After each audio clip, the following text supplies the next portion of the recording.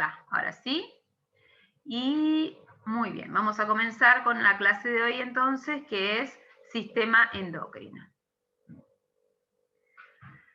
Bueno, vamos con primero este archivo, se ve bien, vamos a subir un poquito porque me parece que esta es la última parte.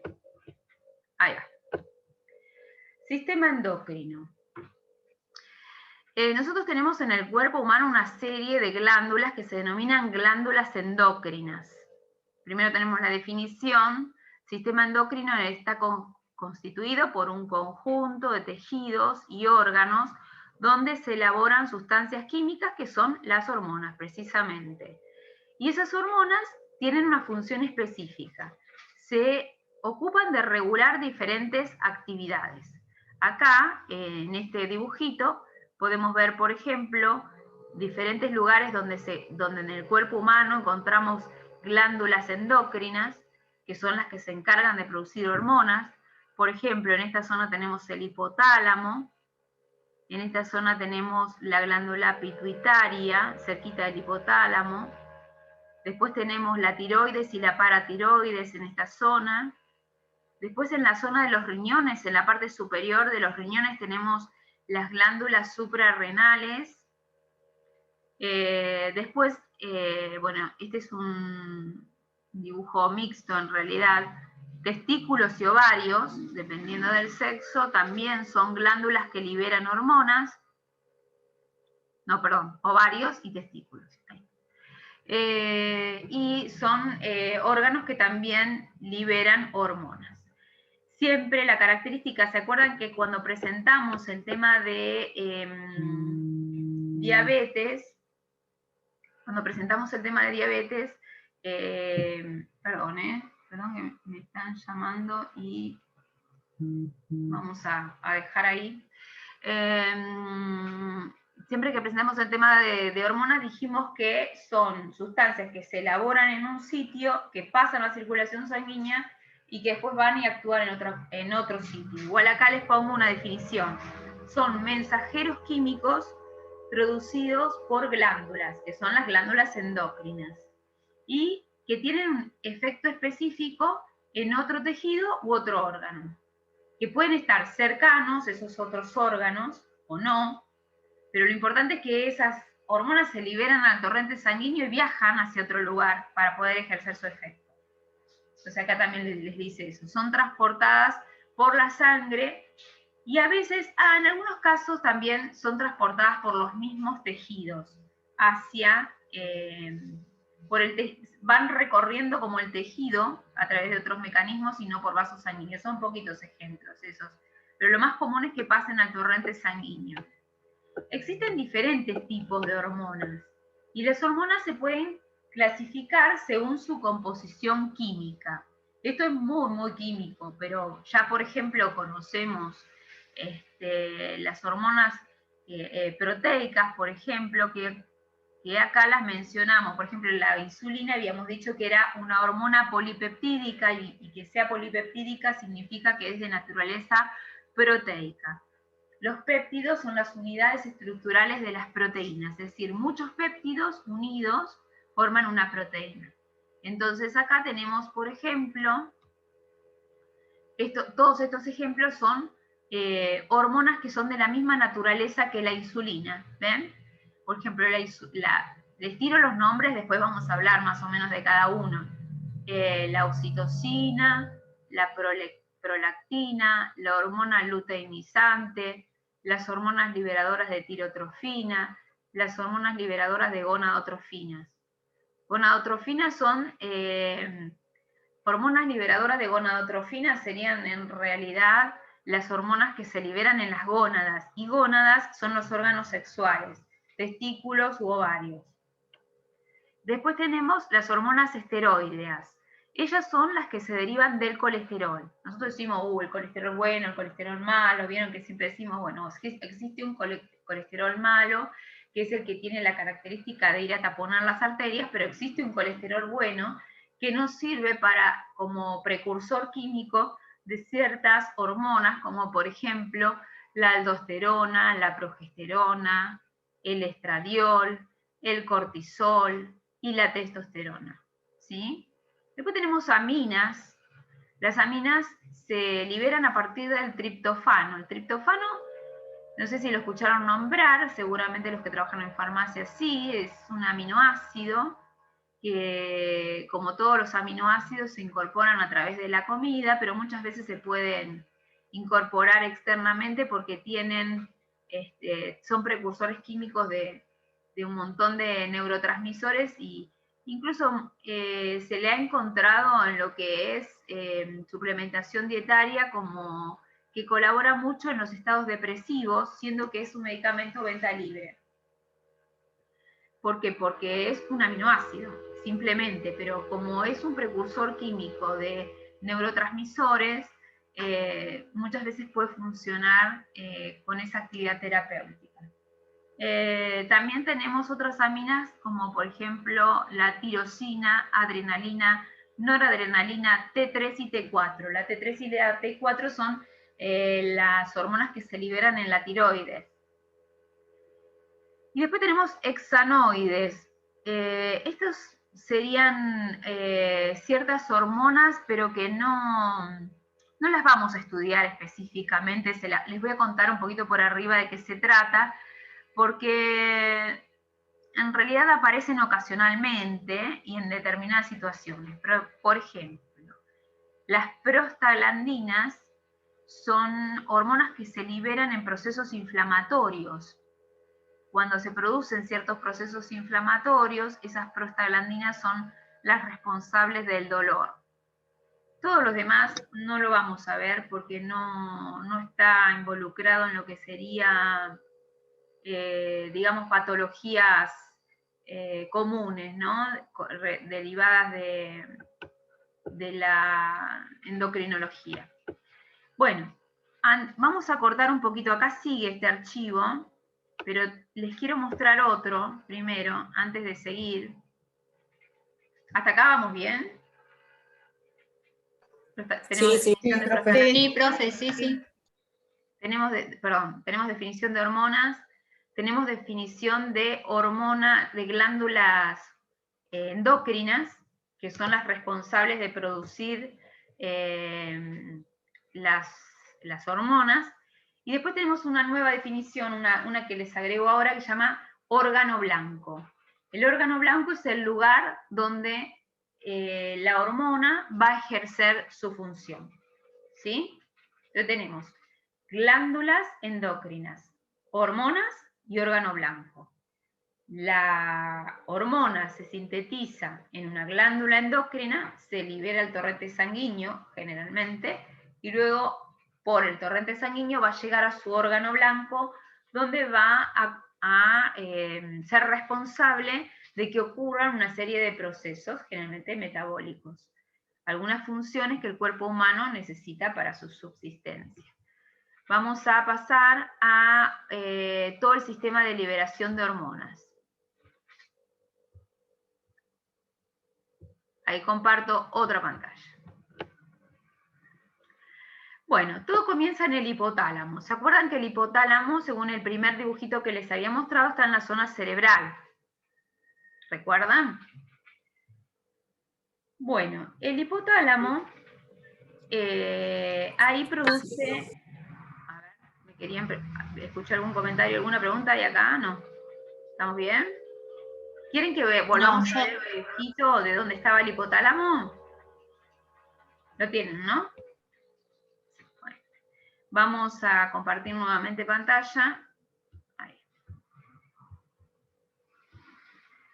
Todo comienza en el hipotálamo. El hipotálamo es una glándula endocrina que se encuentra en la zona cerebral y que está en íntima relación con otra glándula endocrina que también se encuentra en el cerebro, que es la hipófisis. El hipotálamo libera, por un lado, una parte del hipotálamo libera dos hormonas. Una se llama vasopresina y otra se llama oxitocina. La vasopresina, por ejemplo, es una hormona que se libera en el hipotálamo, que se libera el torrente sanguíneo, y como órgano blanco tiene el riñón. ¿Qué hace la vasopresina en el riñón? Favorece todo el proceso de eliminación de los productos de desecho. Hay una parte dentro de lo que es la eliminación de los productos de desecho que se denomina resorción. Voy a tratar de disminuir el tamaño de esta imagen. A ver. Ahí está. Se denomina reabsorción. Es decir, va pasando,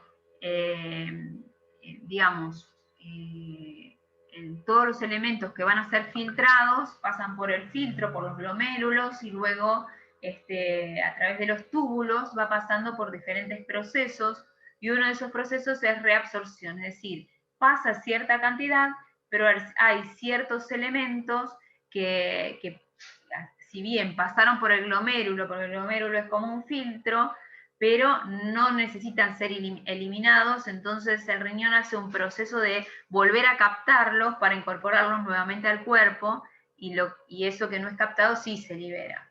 Entonces esa hormona que hace ese trabajito se llama vasopresina. Actúa en ese proceso de reabsorción en el riñón cuando se forma la orina. También tenemos otra hormona que se produce en el hipotálamo, que es la oxitocina. La oxitocina es una glándula que es muy conocida cuando la mamá, por ejemplo, está embarazada y está por tener el bebé.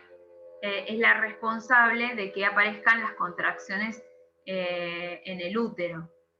Y al ir aumentando o sea, en el momento del parto, la concentración de oxitocina va aumentando gradualmente, y proporcionalmente a ese aumento de concentración de oxitocina comienzan a aumentar las contracciones. Muchas veces, no sé si escucharon, a lo mejor los que tienen chicos también lo saben, a veces la cantidad de contracciones no es suficiente y el bebé ya tiene que nacer porque tiene algunas otras características, como que ya está a término, como que ya no le está quedando aire, no le está quedando espacio. Entonces, sin llegar a una cesárea, te administran externamente oxitocina para poder aumentar las contracciones y que ese bebé nazca y que se produzca todo el desarrollo del parto.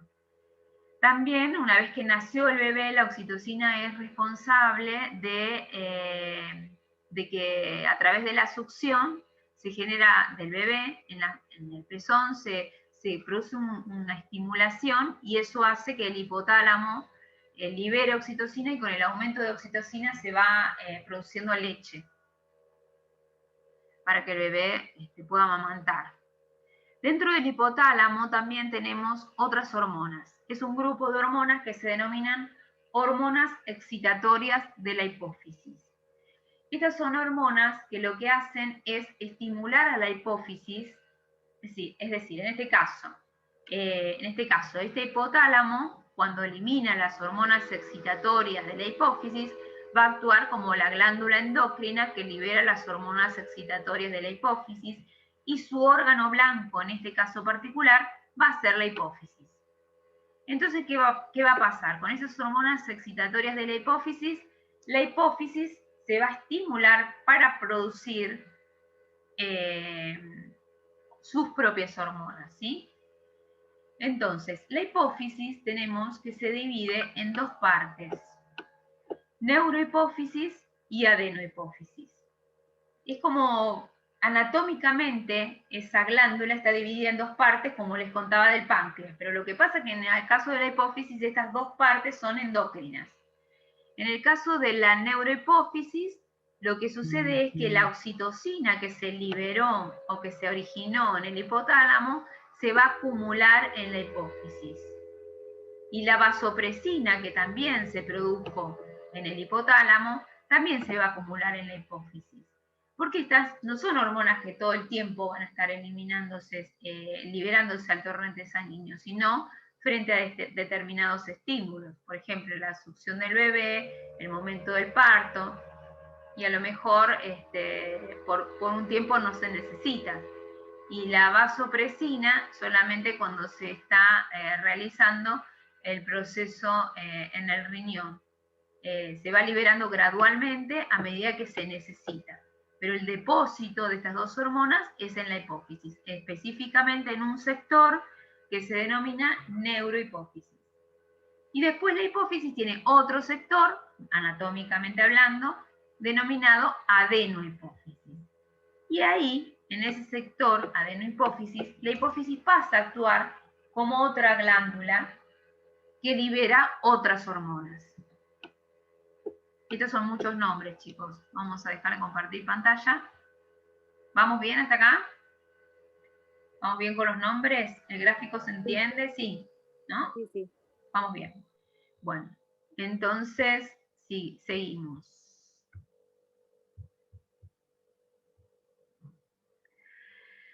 El sector de la adenohipófisis, que es una glándula endocrina, es decir, la glándula endocrina funcionó como órgano blanco cuando le mandaron las hormonas excitatorias de la hipófisis, pero también es una glándula endocrina a la vez que libera estas hormonas.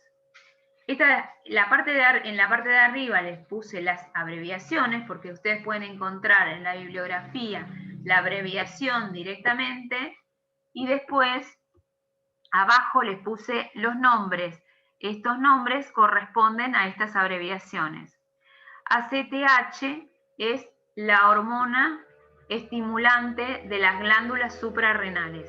Estas se producen en la hipófisis. Todas estas líneas se producen en la hipófisis. Hormona estimulante de las glándulas suprarrenales. La TSH es la hormona estimulante de la glándula tiroides. La GH es la hormona estimulante del crecimiento de los huesos, es decir, la hormona de crecimiento. La FSH y la LH son las hormonas estimulantes de las glándulas que se producen en los testículos y en los ovarios. Generalmente son los estrógenos y las progesteronas. Acá lo tenemos. Y la luteinizante, la LTH es la hormona que estimula la producción de leche. Quiero hacer la aclaración. La oxitocina estimula la liberación de la leche y la LTH es la hormona que estimula la producción de leche. Bueno, después tenemos que la CTH, que habíamos dicho que era la hormona estimulante de las suprarrenales, ¿qué hace? Va a trabajar en las glándulas suprarrenales particularmente, que va a ser en este caso su órgano blanco, y se van a liberar hormonas como por ejemplo la aldosterona. La aldosterona es una hormona que regula la cantidad de líquidos que hay en el cuerpo. El cortisol que es un precursor químico de todo lo que serían corticoides o hormonas de naturaleza de corticoides, y la adrenalina. La adrenalina es una hormona, pero es una hormona de acción muy rápida y que se dispara con el estímulo del miedo, ¿no? O de la excitación. Inmediatamente actúa y produce un aumento de la frecuencia cardíaca. Después veníamos por el lado de la TSH. ¿Se acuerdan que todas estas hormonas entonces se liberaban en la hipófisis, no? Seguimos. La TSH, que dijimos que se liberaba en la hipófisis, que era la estimulante de la glándula tiroides, lo que hace en la glándula tiroides es estimular la producción de tiroxina, que es la T3, la T4 y la calcitonina. Son 3 hormonas que se producen en la glándula tiroides. Las hormonas tiroideas regulan intensamente todo lo que es el metabolismo en general, todo lo que pasa con la alimentación una vez que se incorpora al cuerpo y esos nutrientes son utilizados por cada una de las células del cuerpo. Entonces se producen procesos metabólicos que están condicionados por estas 2 hormonas. La calcitonina, no sé si recuerdan, que es una hormona que la vimos en los primeros temas del tejido óseo, que se acuerdan que favorecía la incorporación. La generación ósea, lo vimos en el tejido óseo. Muy bien. Es otra hormona que ya habíamos visto. Y después, bueno, por ejemplo, la hormona estimulante del crecimiento, el lugar o el órgano blanco o el tejido donde va a ir a actuar va a ser en la zona de los huesos, o sea, no va a actuar a otra glándula, sino que actúa directamente en un tejido. En el caso de la FSH y la LH, son las responsables de la producción de estrógenos, progesteronas y testosterona. FSH y LH y todas estas tres hormonas se producen indistintamente tanto en el hombre como en la mujer. Lo que pasa es que las proporciones son diferentes, pero esas tres hormonas están tanto en el hombre como en la mujer. Eso quiero aclarar, porque por ahí a veces uno piensa que el hombre no tiene estrógeno, sí lo tiene, y la mujer sí tiene testosterona también. Y la LTH, que es la hormona estimuladora de la producción de leche, que es cuando la mamá está amamantando. Esta sería toda la cascada de hormonas que tenemos. Podemos volver acá cuando querramos, porque es importante tener en cuenta más o menos la función de cada una de estas hormonas, porque luego su déficit produce inconvenientes. Por eso están los médicos endocrinólogos, a donde nosotros vamos o recurrimos cuando hay un problema en este sistema, ¿no? Vamos a dejar de compartir un poquito la pantalla acá. Más o menos entonces lo tenemos. El hipotálamo produce por un lado dos hormonas que se acumulan en un sector de la hipófisis, por otro lado produce hormonas excitatorias o estimuladoras de la producción hormonal dentro de la hipófisis, y la hipófisis que produce toda esa línea hormonal que tiene diferentes funciones: la hormona de crecimiento, la luteinizante, la folículo estimulante, la estimuladora de la tiroides, todas esas que les nombré. Y cada una de esas hormonas, a su vez, ejercen su acción o en otra glándula endocrina o en un tejido. ¿Sí? Tenemos que acordarnos bien ese cuadrito después, repasarlo varias veces, porque es importante cómo viene la cascada. También es importante saber que existe un mecanismo que se llama retroalimentación negativa o retroalimentación positiva. Por ejemplo, si con toda esa cascada de producción hormonal, ¿no?, se empieza a producir, vamos a suponer, estrógeno. El estrógeno llega a determinado nivel, determinado punto, donde la concentración pasa un límite. Cuando pasa cualquiera, existe ese límite, pero no importa ahora. Lo importante es que cuando llega a determinada concentración, la hipófisis detecta esto, detecta que hay demasiado estrógeno que se produjo, que se liberó. Entonces se disparan una serie de mecanismos por el cual la hipófisis deja de producir. Y ese es un sistema en el cual, que tiene el cuerpo humano, de autorregularse. Es decir, de tener los límites de hasta cuánta hormona nosotros necesitamos. Eso también pasa con la insulina, con todas las hormonas. Cuando llegamos al nivel adecuado y lo superamos, la hipófisis recibe una señal en la cual deja de producir, deja de seguir estimulando, porque si no nosotros tendríamos hormonas en el cuerpo indefinidamente, se produciría todo indefinidamente. Entonces existen mecanismos para frenar lo adecuado, lo normal, lo que necesita el cuerpo. El resto después se frenan los mecanismos y se deja de producir, y así constantemente. ¿Se entiende esto? Sí, sí, se entiende. Sí. Muy bien. Sí. Vamos a ver ahora entonces una serie de patologías que podrían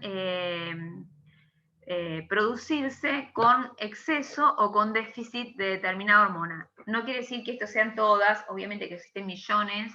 Lo mismo pasó cuando les conté lo del tejido óseo, pero nosotros nombramos los casos más comunes porque no estamos estudiando medicina, ni mucho menos, pero sí necesitamos estar parados en el contexto. Entonces es importante tener en cuenta estas enfermedades y de qué se trata. Porque a veces también viene un paciente y te dice, sí, yo tengo Cushing, y uno nunca lo escuchó en su vida y te quedas con los ojos así y no tenés ni idea qué es. Bueno, por lo menos una definición, ¿sí? Bueno, acá Bueno, les vuelvo a repetir, por los dos, esto es como un repaso. La zona del hipotálamo, la zona de la hipófisis, la zona de la tiroides. Alrededor de la tiroides tenemos la paratiroides, el páncreas, que es otra glándula endocrina. Arriba de los riñones tenemos las glándulas suprarrenales. En la mujer tenemos los ovarios, en el hombre los testículos. Uy, me fui. En todo esto, estas serían las glándulas donde van a actuar todas esas hormonas que en definitiva se estaban produciendo en la hipófisis y que la hipófisis disparó los estímulos para que en el resto de las glándulas se produzcan otras hormonas a su vez. Se llama, toda esta historia desde el hipotálamo hasta la hipófisis se llama sistema hipotálamo hipofisiario, ¿sí?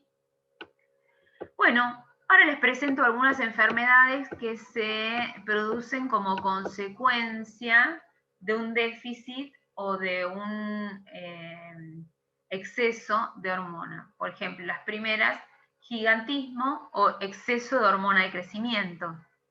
¿Por qué? Porque se produce muchísima cantidad de hormona de crecimiento, no se establecen los mecanismos regulatorios adecuadamente y se produce hormona de crecimiento de manera indiscriminada, fallan los mecanismos de regulación. Al producirse la hormona de crecimiento de manera indiscriminada, los huesos crecen en un tamaño también indiscriminado y ahí se produce todo lo que denominábamos gigantismo. En algún momento creo que en clases pasadas se lo describía, las características de la persona con gigantismo, que incluso tienen la pera o la zona de la mandíbula también agrandada, porque es un hueso que también crece, cosa que naturalmente no crece tanto en una persona sin el inconveniente. Y el problema opuesto al gigantismo es el enanismo, que eso es por un déficit de hormona de crecimiento. Bueno, en el caso de Cushing, que les decía, ¿qué pasa con Cushing? Cushing hay mucho cortisol. Cortisol es un derivado del corticoide que se produce internamente dentro del cuerpo. Entonces, ¿qué pasa con esta persona que tiene Cushing? Primero tiene obesidad en la parte superior del cuerpo, tiene la cara redondeada, los brazos y las piernas alargadas, tiene una fatiga severa, pero lo más grave es una presión casi incontrolable, digamos, ¿no? Una presión que no se puede controlar bien, presión alta. También aumenta el azúcar en sangre y aparecen hematomas. Esos serían los síntomas del Cushing. Es una enfermedad, lo más importante que quiero que sepan es que es una enfermedad de origen endocrino y que se debe a la elaboración de mucho cortisol. Que si vamos a ver, un segundito, vamos a dejar de compartir pantalla y vamos a ir a la otra. Vamos a ir a la otra, el cortisol, donde se producía. Profe, ahí donde usted dijo ay, no me sale la palabra, aldosterona. Aldosterona. ¿Cómo es? ¿Aldosterona? Bueno, claro, era la cantidad de líquidos, porque producía mucha cantidad de líquidos. Exacto, la aldosterona regula la cantidad de líquidos en general en el cuerpo. También un exceso de aldosterona podría producir aumento de la presión. Y el cortisol, fíjense que al igual que la aldosterona, también se produce en las glándulas suprarrenales. Está estimulada por la ACTH, que es la hormona estimulante de las glándulas suprarrenales, y las glándulas suprarrenales producen aldosterona, cortisol y adrenalina. Entonces, con un exceso de cortisol tenemos la enfermedad de Cushing. ¿Sí? Vamos a compartir pantalla de nuevo. Ahí va. Después tenemos enfermedad de Addison, pocas hormonas suprarrenales. Suprarrenales nos referiríamos prácticamente de las hormonas que se producen en el riñón, yo me referiría al cortisol y a la aldosterona. ¿Qué pasa? Hay pérdida de peso, debilidad muscular, fatiga, baja presión arterial, piel manchada y oscura. es otra enfermedad también. Son enfermedades medio complicadas para tratar. Los tratamientos igual no los vamos a ver, pero lo importante es que sepan que son enfermedades que están relacionadas con en este caso, fíjense que el Addison sería la opuesta al Cushing. ¿Se entiende? Este es mucho cortisol, este es poco cortisol.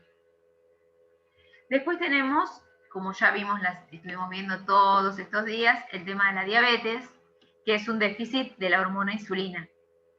Esa es otra enfermedad endocrina. La diabetes, ahí lo tenemos bien catalogado, es otra enfermedad endocrina. Y finalmente tenemos el hipotiroidismo y el hipertiroidismo. En el caso del hipotiroidismo, lo que tenemos es un déficit de hormonas tiroideas. ¿Y cómo se soluciona esto? Administrando hormonas tiroideas externamente. De ahí tenemos todos los tratamientos. Ahora vamos a hablar de los tratamientos. Y el hipertiroidismo es un exceso de glándula tiroides. En ese exceso de glándula tiroides, la persona adquiere, ahora voy a ver si acá quería ver si tenía algún gráfico, no.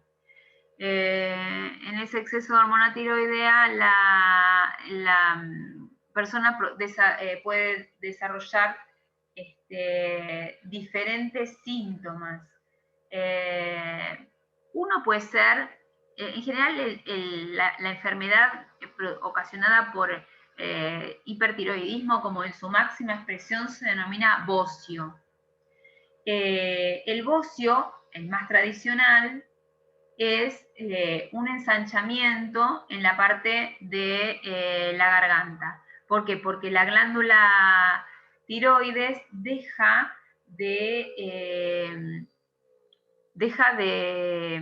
la glándula tiroides aumenta su tamaño por su hiperactividad. Su gran hiperactividad hace que se aumente de tamaño.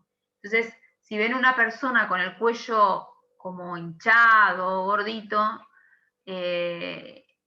digamos que es por ese aumento, bueno, puede ser por otras cosas, ¿no? Pero lo más común, si está tomando alguna medicación relacionada, es por un bocio.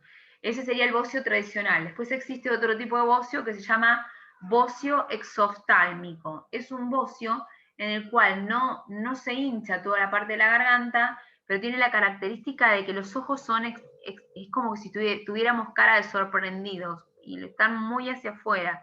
El globo ocular como que se va muy hacia afuera. Es otro tipo de enfermedad por hipertiroidismo, se llama bocio exoftálmico. No sé si conocieron alguna vez a alguna persona con esa enfermedad, pero es muy notorio digamos, la prolongación hacia afuera de los ojos. No, profe, yo tuve, ahora ya estoy tratada, pero tuve hipertiroidismo y tengo mi tía que lo tenía muy desarrollado, digamos, y tenía los ojos muy para afuera. Sí, ¿Los ojos muy para afuera?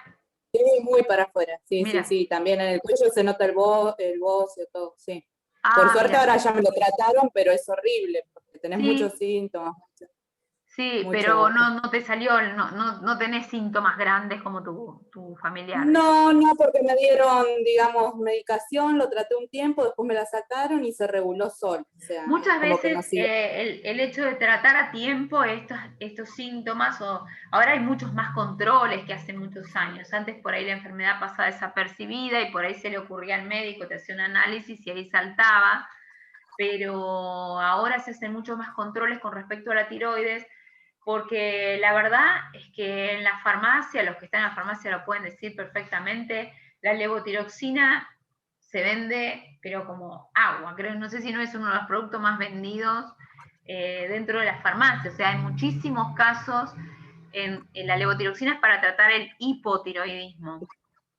Y la realidad es que se vende muchísimo y en diferentes concentraciones. La levotiroxina viene en concentraciones muy bajas, como por ejemplo 25 microgramos, pero dependiendo de la situación, la dosis más común igual no es 25 microgramos. La más vendida, ¿cuál es? A ver, chicos, los que están en farmacia, ¿cuál es la dosis más vendida en microgramos. Todas vienen en Sí, la de microgramos. 100. 50, la de 100. 50 o 100 microgramos son las concentraciones de levotiroxina más vendidas, pero quiero que sepan que existen un montón de dosificaciones de levotiroxina. Tenemos 112, 125, y es muy importante ver el numerito dentro de la receta, qué dosificación se necesita. Generalmente el paciente está tratado desde hace muchos años con la levotiroxina y sabe perfectamente cuál es la dosis que le corresponde, así que no habría grandes problemas. Profe, Sí. ¿eso es hereditario? Ponele, lo tiene tu mamá o algo. Sí, puede haber un componente genético, sí, generalmente es hereditario, sí. Hay un componente genético. Y bueno, en algunos casos antes daban también triotironina, pero lo más efectivo y más utilizado ahora es la levotiroxina. Es importante esto que les recalco. La mayoría de los medicamentos, las dosis de los medicamentos, la mayoría vienen en miligramos, excepto por ahí la cefalexina que viene de 1 gramo. Pero la levotiroxina, a diferencia de otros medicamentos, la concentración se expresa en microgramos, para que ustedes se den cuenta que es muy poquitito lo que se usa de levotiroxina. No, si hablamos del microgramo, que es la milésima parte del gramo, es algo ínfimo. Es muy importante tener en cuenta esos temas también. Porque si tuvieran que prepararlo, por ejemplo, una dosis, tendrían que usar incluso hasta una balanza de alta precisión, ¿no es así? O diluirlo, sería... Esto ya no estamos yendo un poco al laboratorio, pero quiero que sepan que los microgramos son unidades muy pequeñas. Bueno, y después, dentro de lo que es la medicación para tiroides, me detengo acá porque es algo muy común. Tenemos diferentes marcas, tenemos el laboratorio Montpellier, que prepara todas las T4, o las de Glaxo, que se llaman levotiroxina como el nombre de la droga. Pero la T4 es una marca comercial de Montpellier, donde adentro la composición es levotiroxina también. Y las dosificaciones son las mismas.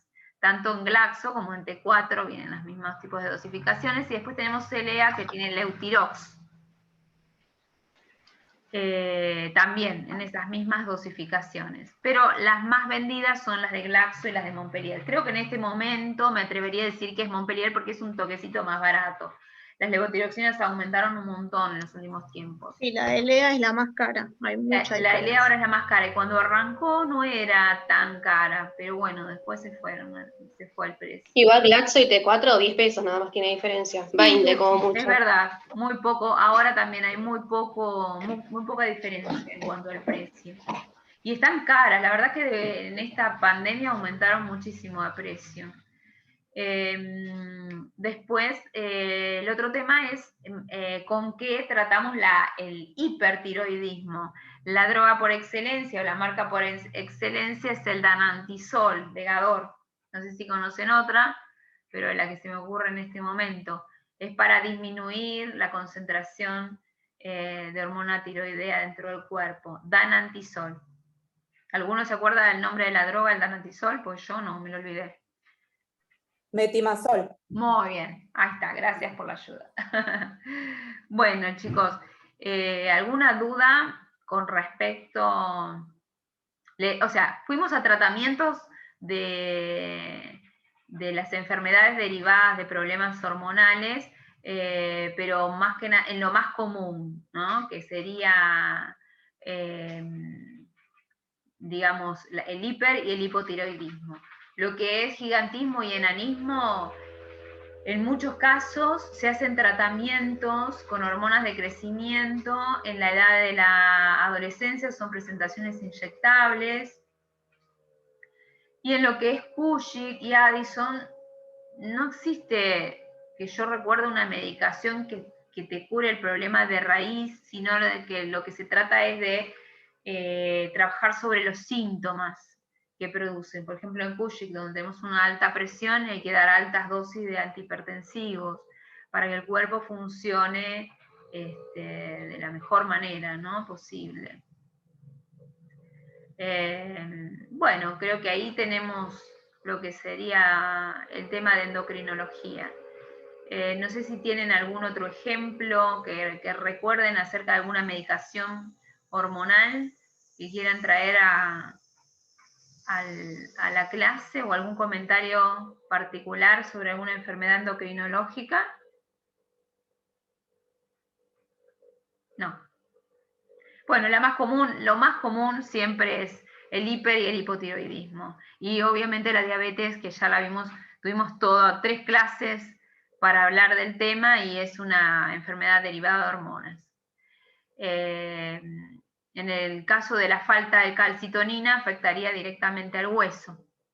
Y después, en clases posteriores, vamos a ir hablando un poquito más de cómo sería la función, por ejemplo, de las hormonas, de las gonadotrofinas, que son las hormonas sexuales. Vamos a tener clases puntuales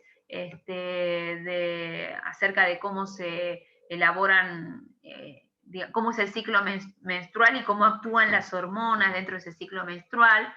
También cómo cómo sería el aparato reproductor masculino en cuanto a lo hormonal, digamos, y a la síntesis de las células reproductoras.